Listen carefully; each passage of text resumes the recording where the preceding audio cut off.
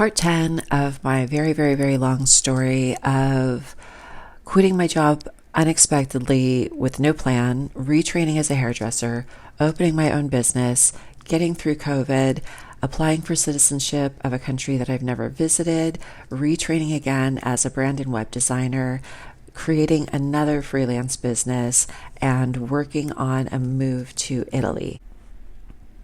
At this point, we're still in COVID lockdown. I'm working on putting together materials for my citizenship application and getting that started. I'm working on researching countries to move to. And I think at this point, I've pretty much landed on Italy. And so now I'm also probably starting to learn Italian, and I am trying to figure out remote work because COVID is going on a lot longer than anyone expected it to, and it seems sort of endless, and I can't work because I'm a hairdresser. So I'm looking for something that I can do from home until I can go back to work. And I also am realizing that it would be very advantageous if I retrained and had a remote job that I could take with me to allow me to move sooner and more easily. So the first thing that I'm kind of looking at is I'm just on Upwork looking for any kind of small freelance work that I can do until I figure out my next move. And the one thing that I was able to come up with a few jobs for is I really love astrology. Basically, my entire adult life, I've been really super into astrology and studying it. And for a while, I did write astrology forecasts on social media. And so I find a couple of really poorly paid, really tedious astrology writing jobs. One of them was just a couple of like pop astrology style articles. It was not really that great. It didn't pay very well at all. Another job that was supposed to be astrology, but in truth was not, was this guy needed someone to rewrite 500 fortunes for his app. And it was like 250 positive fortunes and 250 negative fortunes, and they were awful. They were like, there's a curse on your family and your grandma's going to die next week. Terrible. And he just wanted to make sure that they read as if they were in American English grammar. And so I did that. It took me absolutely forever. And I had sort of misunderstood the volume of work for the payment offered. And I ended up making about $3 an hour on that, which was really kind of pissed me off. After that, because those jobs were just not even that easy to find in the first place. So I was like trying to expand what I was looking for and figure out other things. One of the things that I tried was someone in one of the forums that I was in researching Italy had recommended, she was living in Italy, an American from Los Angeles who's a hairdresser in Los Angeles living in Italy. And one of the things that we both had learned already at that point was that in Europe, there are many, many countries which will accept your American cosmetology license and allow you to just come in and work, but not Italy. In Italy, they want you to go back to school and complete school in Italy. Then they want you to go and do an apprenticeship. And then you have to actually find a job. And one of the things that people don't really know about being a hairdresser is that every time you start a new job, you don't make money until you start getting clients. So that means you're waiting for that business to have new clients and enough new clients that you, in the rotation of all the hairdressers, are getting some of those clients. And it takes a long time to build a clientele. So moving to another country and being a hairdresser, it doesn't mean if you find a job, which that alone can be hard, it doesn't mean that you're going to start making money right away. It means you have a job to go to. It's not the same thing. So none of that is appealing to me anyway. I don't want to do school again. I don't want to do an apprenticeship. That is all time that you are unpaid and spending money on school. It's just not a good deal. Also, I had already figured out way before this, like during the first year when I got really busy, or the second year that I was really busy, whenever that was, I had already figured out that when you are working full time and you're busy enough, it is absolutely destroying your body. You are exhausted all the time. You have no energy or capacity for a social life outside of work because you are, in some ways, socializing constantly at work. Your body is just painful all the time because you've been on your feet all day and you've been using your arms and your back hurts and you're bending over a sink, and there's just all this stuff that you're doing that is really hard on you. So it's not a great long-term profession for me. I think that some people have an easier time with it, but a lot of people have the same issues that I have. It's pretty common, and you just love the job enough to do it anyway. So I had already realized at some point that hairdresser was not going to be the career that I retire from eventually. Hopefully someday I can retire. Hopefully it won't be the career that I retire from because it would be very hard. So I had already been thinking about that. That's one of the reasons that I had actually gotten into astrology writing before this. So I'm looking for new work. And the next thing that I start trying to do, because, the options right now are very limited. I can't go anywhere for training. And if I were working, I wouldn't really have that time either. I have to find something that I can not only learn at home, but do the work from home.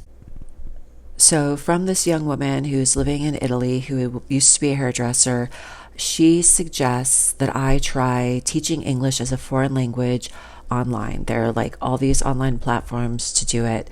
And she suggests the certification program that she used, and she tells me that after I get the certification, she will help me sign up to work on the platform that she uses as well. And I'm like, awesome. She was really sweet, really helpful.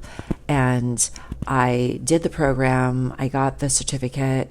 I get back in touch with her, and she helps me sign up on the platform, which actually went really terribly.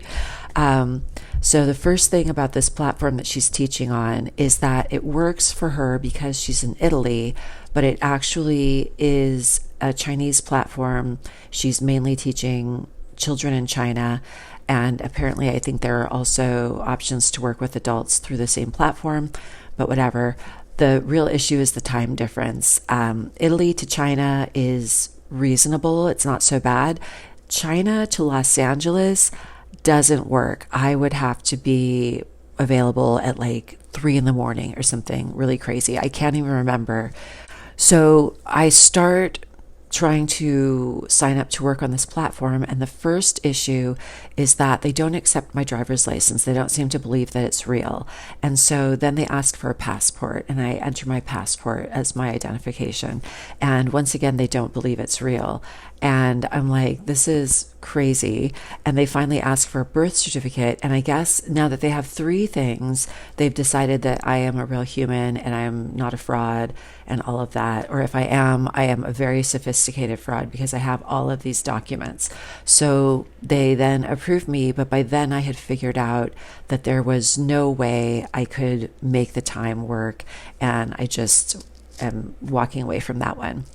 I then spend some time, every remote option, especially anything that is like quick training, easy to get into, is pretty saturated during the pandemic, including teaching English as a foreign language online.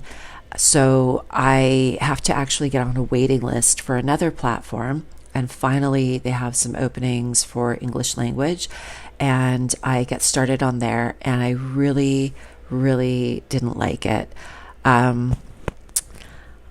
Partly, I just found it really, really difficult to watch people struggling to speak.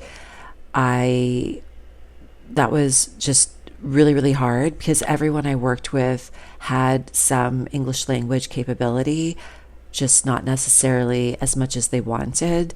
Another problem was that everyone wants something different from their lessons. So there would be some people who wanted the lessons that I had created and planned, which I thought would just be sort of what I offered to everyone. And that wasn't true. There were some people that just wanted to have a conversation, which is totally fine, except that they didn't really know what they wanted to talk about, or they weren't actually really comfortable having a conversation, which was the problem that they were trying to work out. So that was really difficult. And then the absolute most difficult one, and I feel kind of bad because this guy was really, really nice. So if by chance somehow he ends up seeing this, I want you to know that I did enjoy meeting you. But he had a manual for a test that he needed to take. He needed to study this manual, and he had already read it in his native language, and he was trying to read it in English. And the lessons that he wanted were for me to listen to him read this really boring manual out loud and help him understand words he didn't know, or if he wasn't understanding phrasing or something like that. And part of what was really tedious was that the book was really boring, and part of what was tedious was that he didn't need very much help. And so I was really just listening to someone read to me in a language that they were struggling with a little bit, about something very boring. And that was really, really hard to get through. So eventually I let that go as well. It was not working out for me. I was working, I would say, kind of a fair amount in terms of what you might expect from some new freelance work. You know, you're just getting started. There isn't a lot in the beginning. But even working a fair amount, I think the best month I had, I made $300 or $400, which is really soul crushing to do work that you're not enjoying, and make absolutely terrible money is just like the worst possible combination. So I let that go. And then I started working on my typing skills. I was working on improving my speed and accuracy so that I could do transcription work, transcribing audio files. And I worked really hard to get my typing speed up. And then I spent some time actually practicing transcription with podcasts that I like. I started looking for an agency to work with because I was kind of over Upwork. It didn't seem like it was very easy to find anything on there. And then they want to take a big cut of whatever money you make. And it's so competitive that you have to price low. So like all things considered, kind of a garbage situation. So I was applying directly to agencies. And the way that that works is you go on their website and you do a test where they're testing your typing speed and accuracy, and they're testing how quickly can you research something if you need to, because that comes into play sometimes.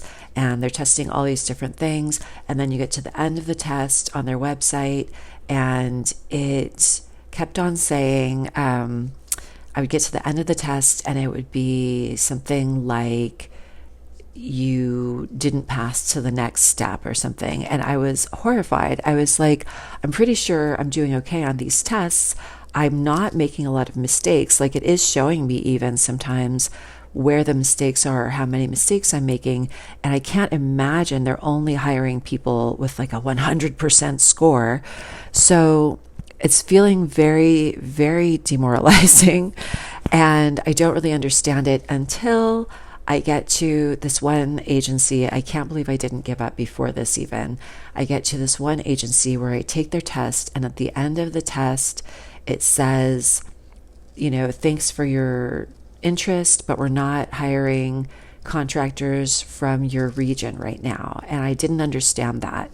And I did some looking around, and what I learned was that California had recently, just before that, passed a new law that aimed to protect gig workers and contractors from being exploited by all these companies that love to exploit them. And unfortunately, the result was that the law was very confusing to employers, and the way that they played it safe was that they just stopped hiring people from California temporarily. So that was just a wash. Like there was nothing I can do. I didn't even know if I could have gotten one of those jobs, but I couldn't for the foreseeable future because they weren't going to hire anyone from California. So that was a waste of my time. And after that, I was feeling very discouraged and very frustrated and very tired of trying so hard and getting nowhere, basically. And so that is when I decided I'm just going to take a break and give myself some time to like watch some movies and read some books and not be trying to learn something all the time and not be trying to get a job all the time, because this is exhausting. And technically, I have a job. I'm a hairdresser. I have a business to go back to. I don't have to do this. And so I tried to relax a little bit. And as soon as I did, I started seeing absolutely everywhere, learn how to code. Everyone knows how to code. Tech is the future. This is the industry where all the jobs are. And so I just got curious, and I didn't know anything about coding. I am not really interested in technology or computers. I mean, I use them, but whatever. And so I started Googling, and I found first this platform called Codecademy, which has a really, really engaging learning platform. And I took their sort of like, when you sign up, you can do a free trial for the first week probably, and they direct you to the introductory course. And they are not stupid. They made it really fun and engaging and satisfying. And I felt like immediately I had learned something new, and immediately I had done something amazing, and I was sold. And so I took their introductory courses and started doing more research on what I should be learning, how I should be learning it, where are the good classes. And people recommended Free Code Camp, which I went and did their full responsive web design boot camp online, self-guided thing. It was really, really good, really thorough.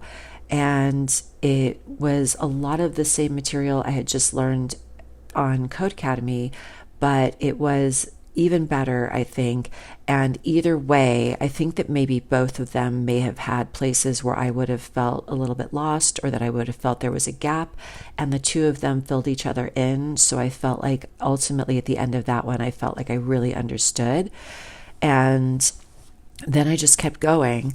I found after that, just in terms of giving you another good recommendation if you're interested in learning coding, I used a lot of Colt Steele is a teacher. He has classes on Udemy. I took a lot of his classes. He is a really great teacher, and also super fun and engaging. His courses, the design is fantastic. His teaching style is really friendly and approachable. Really, really enjoyed his classes. After I got to a point where I felt like I had a really good foundation, then I started trying to figure out what other languages I needed to learn to be employable. Like, what kind of job can I get? What kind of languages do I need for it? What do I feel comfortable doing? And that was when I chose as my next language to learn Ruby. And after Ruby, the next language to learn was Rails, because it's sort of a companion. You use Ruby with Rails. And so that is where things started getting messy. I couldn't find a class that was teaching Rails that made any sense to me. The first one that I took, usually when you take a class, even if it's like a YouTube tutorial, they'll say something at the beginning like, the files we're going to use in this class are linked in the description. Go ahead and open those files and get things set up, and then here, we'll get into the class.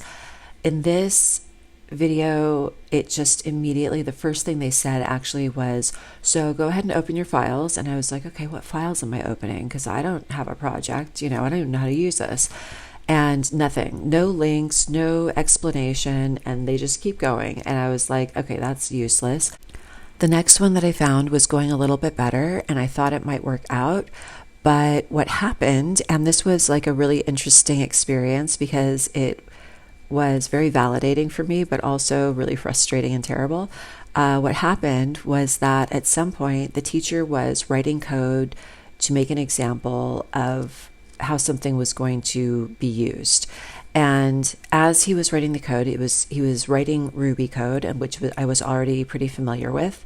And he was writing the code, and I was like, this isn't good. Something I can see there's a problem here. If he says this should do what he's saying it should do, this isn't going to work properly. And I even at that point paused and checked the code that he had written, and I put it in my code editor and I tested it, and I was right about the code being bad, and I was right about the problem that it caused. And I was very proud of myself because that was incredibly validating to realize that I did understand what I was doing and I had learned this pretty well. So that was great. But I also felt that being taught something new by someone who is making mistakes is a very bad idea. There is nothing worse than learning something incorrectly and then trying to relearn it later on without those issues and not really even knowing the scope of what is incorrect about what you've learned. That is horrible. So I didn't want to do that, and I stopped using that course. And around this time, I also was allowed to return to work for a couple months, it turned out. It was not a permanent reopening. But in that couple months, I saw one of my regulars who works in tech. He does not write code. He does something else.